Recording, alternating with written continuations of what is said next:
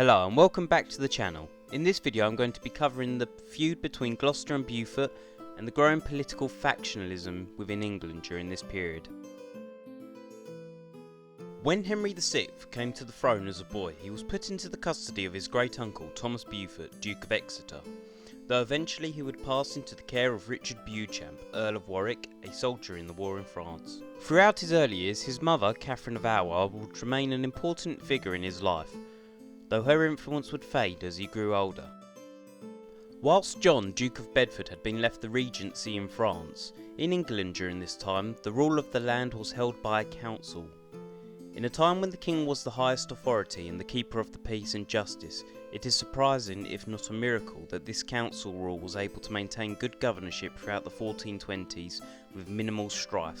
There was strife, however, particularly between Humphrey, Duke of Gloucester, the king's uncle and brother to the Duke of Bedford, and Cardinal Henry Beaufort, Bishop of Winchester. Humphrey was a popular figure in England, a patron of the arts and defender of mercantile interests. He was also, however, considered arrogant and abrasive, and pursued an aggressive war policy in France.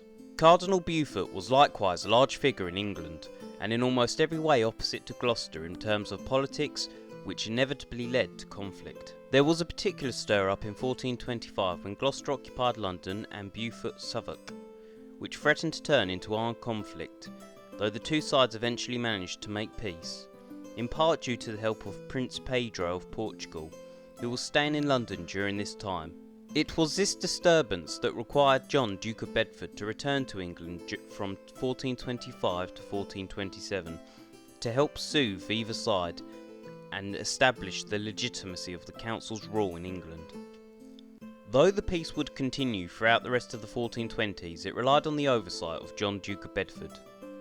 With his death in 1435 and the Treaty of Arras signed between the French and the Burgundians, the situation for England had turned bleak. The French and Burgundians took Paris quickly and began attacking English Normandy and Maine, and without the peacekeeping efforts of Bedford, political conflict between Gloucester and Cardinal Beaufort could gain traction. It was during this period that the widow of Henry V, Catherine of Valois, gave birth to her sons Edmund and Jasper by her Welsh squire Owen Tudor. She then died in 1437, though I'll be covering them in a separate video.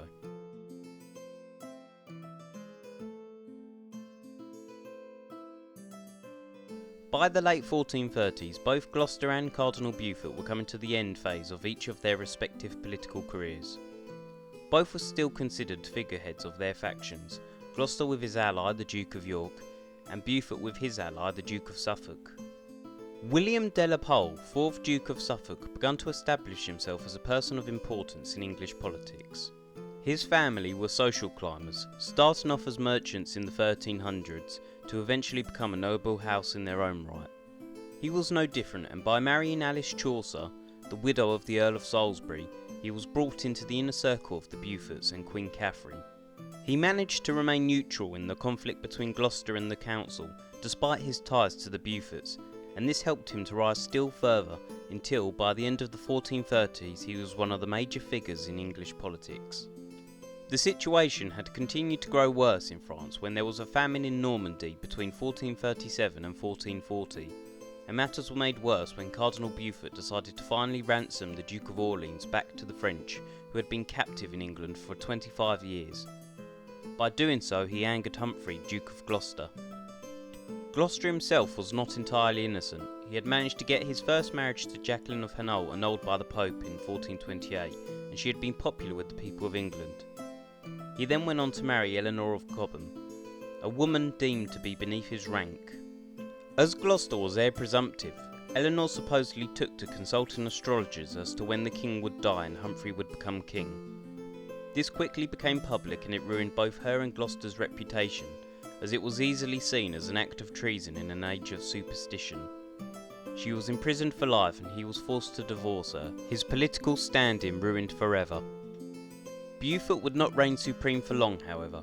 In 1443 he persuaded Parliament to allow his nephew John Beaufort, Duke of Somerset, who had only been released from 16 years of imprisonment by the French in 1438, to lead an expedition to France. It turned out to be a disaster and Somerset was unsuccessful. Returning disgraced, he died shortly after, likely having committed suicide, leaving behind a daughter, Margaret Beaufort, and passing the title Duke of Somerset to his brother Edmund, who himself had been largely successful in English politics. Not only this, it angered Richard, Duke of York, who had his authority as Lieutenant of France undercut by Beaufort during the expedition. After this, Cardinal Beaufort began to fade from the centre stage of politics also, leaving the door open for a new generation of nobles to continue the dispute between the pro-war faction and the peace faction. While Suffolk and Somerset took the reins from Cardinal Beaufort, it was the Duke of York who took over from Gloucester. Richard, Duke of York, son of Richard of Königsberg, one of the conspirators in the Southampton plot, had inherited many lands from his uncles and family. Having spent his youth being raised by various families, he eventually married Cecily Neville, the daughter of his guardian, and throughout his young adulthood served as a soldier, showing his loyalty to the regime. Although tensions continued to rise between the two factions, politics remained relatively peaceful for the meantime.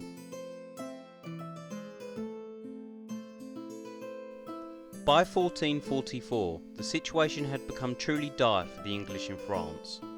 The French were pushing further and further into English territory, and Suffolk was desperate for a solution.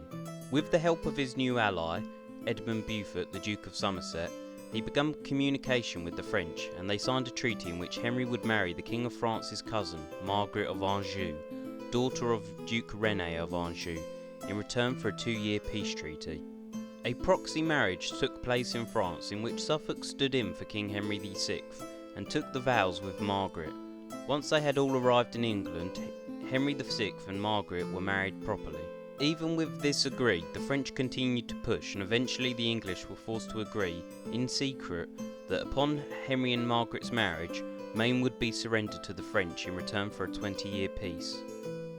This was kept secret as its revelation would be a slap in the face to everything so many Englishmen had fought and died to gain and maintain.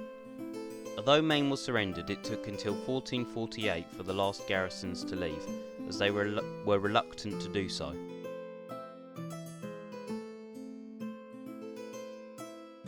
By the late 1440s, Gloucester had lost almost all of his political influence. He wasn't even consulted during the peace talks of 1445.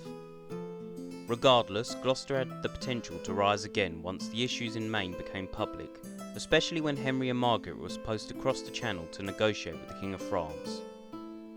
So the party around the king, led by Suffolk, conspired and had Gloucester arrested in February 1447 at a parliament held in Bury St Edmunds. 5 days later, he was dead. It was unlikely that he was assassinated, though it appeared to many at the time that that may be the case. The most likely culprit was a stroke, as by now he was aged and had lived a life full of stress, and had been in a coma for 3 days before his death. Following his death, he would become a martyr to the war faction that he had led, as well as to the commons and public opinion. A legend grew of the old good Duke Humphrey, although it was far from accurate. He'd been a volatile figure in English politics. Either way, it was enough to add fuel to the growing unrest in England at the state of internal and external politics, as well as the weak kingship of Henry VI. This unrest would come to a head in 1450, which would see the death of Suffolk and Cade's rebellion, which we will be covering in the next video. Thanks for watching. Like and subscribe and have a nice day.